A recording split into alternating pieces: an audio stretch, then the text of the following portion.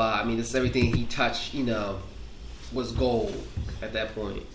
Whether we're talking about on his own albums or the collaborations that were done, after he passed away, but that we were able to hear on there. I mean, All About the Benjamin, when that beat switched over, you heard Big on there, like, oh man.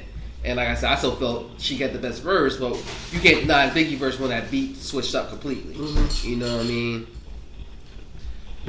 So I definitely rocking out with Big number two. Yeah. Number 2, Biggie Smalls. More sicker than y'all. See, like the light skis, right? Huh? See, I see you like the light skis. Yes, everything's they come in handy right now.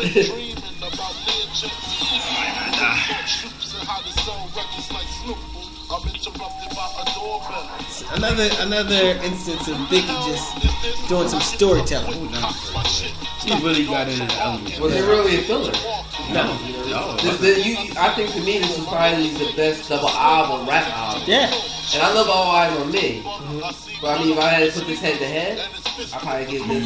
I might give this a slight edge. I'm not saying why I'm not. There's nothing I'm skipping on this album. You think? I don't skip nothing on it. I'm not saying you just feel the Pac. I'm not saying the mood and the energy, though. You know what I mean? This Pac, this All Eyes on Me. I'm not choosing. I mean, choose, but you got to choose, bro. And if you're gonna go to Iowa, you go and take one double album. Oh, you think All Eyes on Me? Or you think Life After Death? I ain't mad at you. Well, we'll be together because I'll have Life After Death. I can burn it. I can burn your CD because it'll be 97. I ain't burn that joint, bro. Kids now be like, what? You gonna burn me? What does that mean? Yeah, what the fuck? I got these MP3 files I can send to you. You know what I mean? All right, my number 2, I got Jay. Jay at number 2. I imagine a lot of our number 2s and number 1s are gonna sound a lot like. The 2s and 1s. 2s and 1s, because Jay, I mean, 97 was a good year for Jay. Lyrically, he was a beast. The album came out. It was a monster album, just like pure classic album. And just in general, I can always just listen to Jay. I can always just put on Jay-Z on shuffle, and I can just listen to everything. It's always pretty good. Even Jay-Z's like pizza. Even terrible pizza is better than Brussels sprouts. You know what I mean? Even terrible pizza is pretty good. So I give it to Jay, number 2. Yeah. Who we got on mine? I'm gonna take one of your boys. I'm gonna go with to pay homage to Pac, because I wasn't really a big Pac fan. Armand is like he trashed Pac in a couple podcasts. Yeah, rubbing off on Armand. I remember. I think it was 96 when you kind of trashed Pac. Yeah. I mean, just for the fact at that time when he passed the year before, I was like, you know what? When you play some of his old stuff, I was like, yo, dude was really. I don't think he was like the. And people are like, yo, he my number 1 ever. I'm like, nah, he not my number 1 ever. Like, I don't think he was the craziest lyricist, but I thought what he represented, was pretty good for rap music. Everything that he represented for himself, from himself. So I'm gonna put him in my 2 right now, man. I'm in a good mood. I might not stay in this mood, but I got him in a 2. I can pay homage. I can respect it. I love it, brother. I love it. Ain't gonna hate on that. So we all did our 2s. I think we all did our 2s. Okay. Who'd you have? My 2 was AZ and Nas as a duo. Okay. All right. Both of them as a year, and it kind of I feel like it's valid because it was Firm. The only thing that counted was the Firm that year. Mm-hmm. So it wasn't like an AZ album came out or Nas album came out. Same thing. Yeah. Number 1s, man. Omar, you want to start us off? For your number 1? It's easy money, right? I'm going with Biggie. Biggie was my number 1. Jay passed. We set the bar with us. So I ended with them to Pac and Biggie. We set the bar with them. Like if anybody say they the top, they always include their name. You know what I mean? They always like their name or Biggie and Pac, but Nas or somebody else. So Big was at the top of this game. was a fan from Big from the beginning. So top lyricist, one of the top lyricists ever. So my top 5 97. Big homage to Big. Yeah, I mean, I'll second you on that one. There was no debate about this pick for me. I had to go Biggie #1. He ran that year. I mean, where you gonna go? Popularity, record sales, lyricism, everything. You know what I'm saying? Impact. Mm-hmm. And nowhere else to go. And I was looking like, damn. I was looking in the woo for it. I was looking over here, over there. I'm like, I couldn't do it. I couldn't put anybody above Big. And it's just a pleasure to be a young kid and able to just embrace that music while he was still alive. It was a blessing for me. Same. I co-signed that. Big is my #1 in that year by far. I mean, he was. This was the best. Clips there. Yeah, I mean, this is the best he's ever done. It's like you end your career on a slam dunk on Matumbo. You know what I mean? You had it in all categories. So, much respect to Biggie, much respect to Bad Boy, as this was the year that they defined. Shout out to Robin Grant, who's listening to this right now.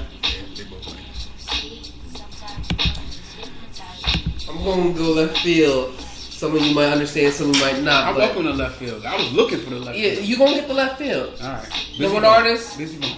Nah. #1 artist, Diddy. Okay. I'm going to tell you why.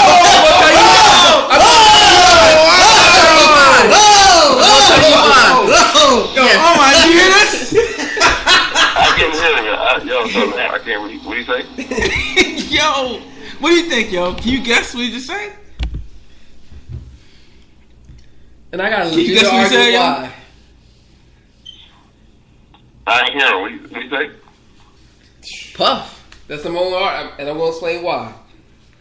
I Puff is my #1 artist, 97.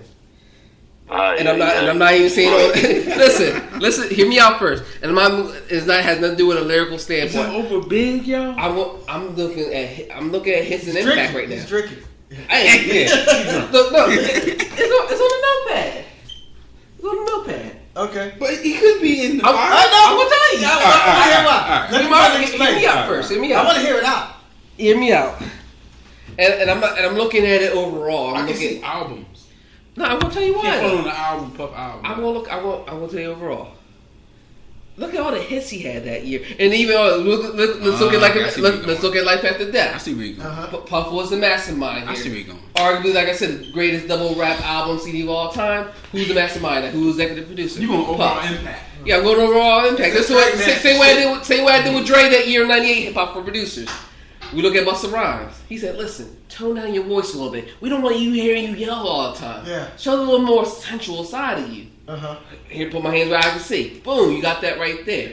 You know what I mean? You had, like I said, the big influence right there. And like I said, No Way Out. Okay. I'm going to get the hottest artist to fuck with me. You know what I mean? I want them all. And then now, he's going to have the No Way Out 20th anniversary tour. Okay. So when I look at his impact as far as producing, as far as where his hands was in, as far as Mace's album and hands in Jay's album, It was you can't really deny his presence as an artist, not only on a rapping standpoint. Grant, he probably didn't write none of his rhymes. We could tell when Biggie wrote his stuff, when Mace wrote his stuff, but between him being a rapper, him being a producer, and him overseeing ideas, and saying, and he probably had a hand with Missy too at some point, because Missy's first break was with Puff. You know what I mean? So his overall influence to me, 97, whether you like it or not, when you with the Jiggy era, you know what I mean? He knew what strings to pull, whether it was hardcore hip hop at that point. Podcast, yo. I'm on this podcast, but you can't be mad at my research. I give him some supporting facts. I ain't mad. Yeah, give me The hip hop singles which charted top 40 of Billboard and Hot 100, right? Puff Daddy featuring Mace, Can't Nobody Hold Me Down. Peak position number 1. Puff Daddy featuring Faith Evans in 112. I'll be missing you. This is number 1. Hypnotize. Number 1. More Money, More Problems. Number 1. It's All About the Benjamins. Number 2. Feel So Good. Another Puffy inspired deal. Number 5. So in the top 10, he has at least 5. So his hands everywhere in the cookie jar. I'm just messing. I can't hear it. I know.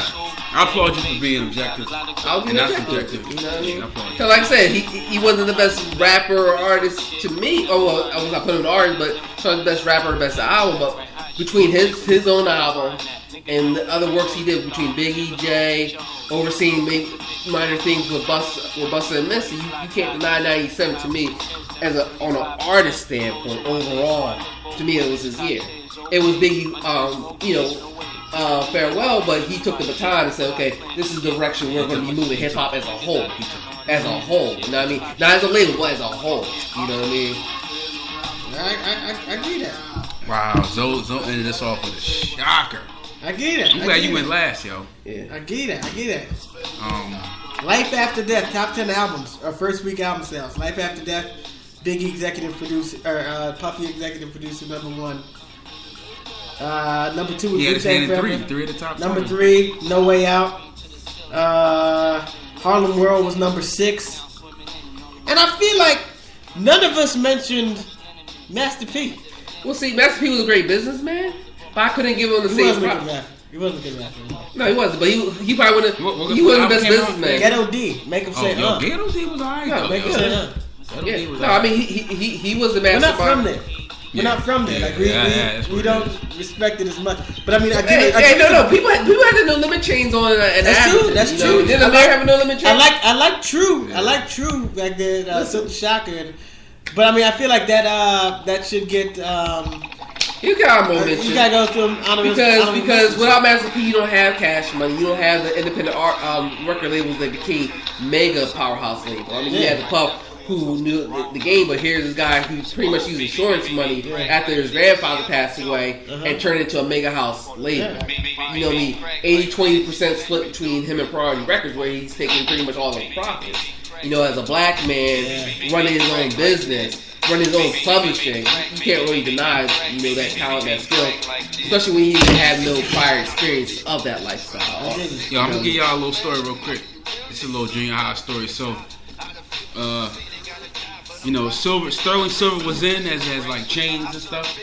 We was all kind of all rocking little chains. Some of us was, and I had a nice little, I had a rope silver sterling chain. You know what I mean? It was naked. You had to get your piece. You had to get a charm, whatever. Yeah. So Willow Grove Mall, it was a stand in Willow Grove Mall, and they had charms. And I saw this H-Town charm, right? So I'm like, oh, that joint. I liked the way it looked. You know what I mean? The H was like crazy. It looked like the Wu-Tang was W for me. So I copped the H-Town joint, and I go to school the next day. Somebody like I'm in 7th grade. So one of the 9th graders like, yo, you wearing an H-Town chain? Like, yo, you boys is gay. Like, what's wrong with you? And I'm like, I didn't even know if they were gay or not.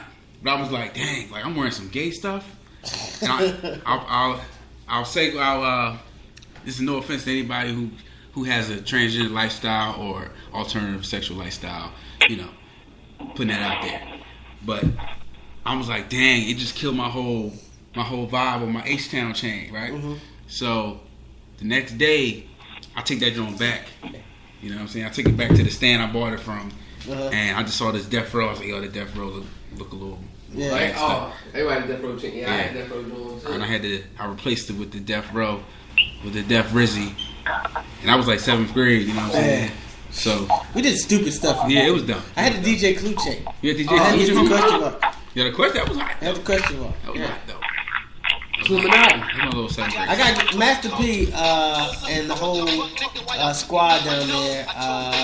They had the worst album covers of all time. Yo, I'm gonna let Armand go in about the album. It was all types of fire and champagne glasses with like and dollar signs. Yo, they came out every week. Carver, they had 17 albums came out that year. Yo, no promotion and sell like crazy.